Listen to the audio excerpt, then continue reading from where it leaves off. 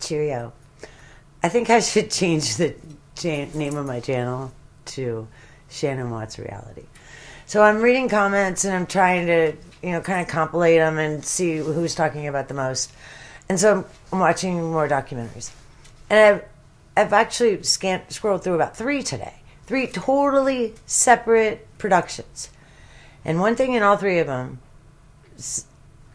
the comment was made that Shannon wanted to be a stay-at-home mom.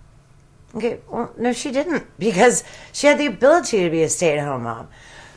Think about the times that she did have to be home with her children. She would complain and call them monsters while feeding them bags of marshmallows or sugar, would be either same thing. But why do they say that? Think about how many people talk about how Shannon's phone was never out of her hand. Okay, so I actually have tried to make an effort to notice that.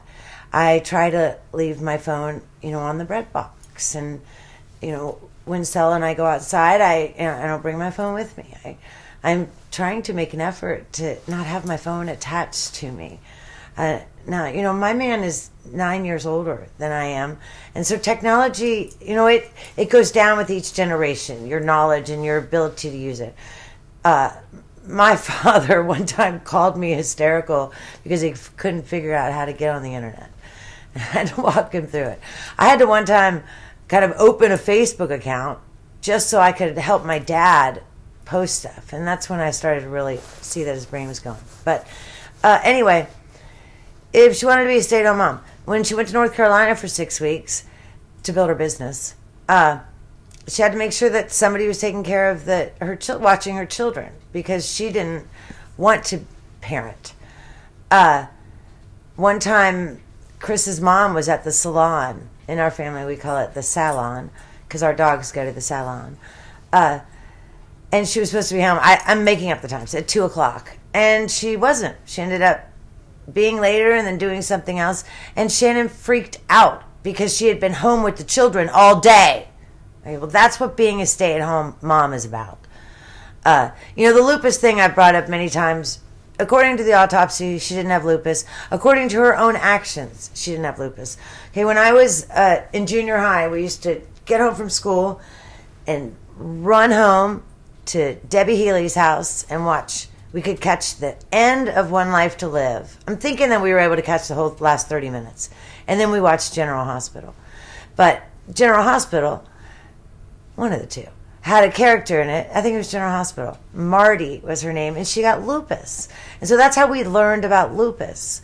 And I even remember in the General Hospital series, Marty being upset because she couldn't go spend outside in the sun and all, that kind of stuff. So anyway.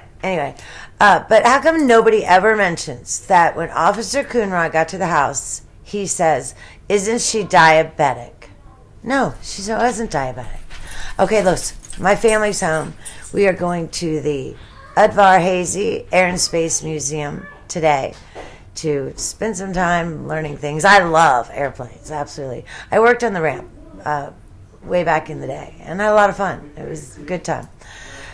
Take care. Hit like, hit subscribe, and if there's a different case you'd like me to cover, go ahead and write it below. Somebody wrote the case about the girl who was found hung in the rich neighborhood in LA or California.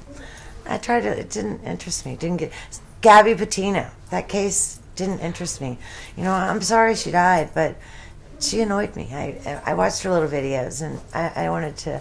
Okay, my man's here. I gotta go. Remember, like and subscribe. Bye.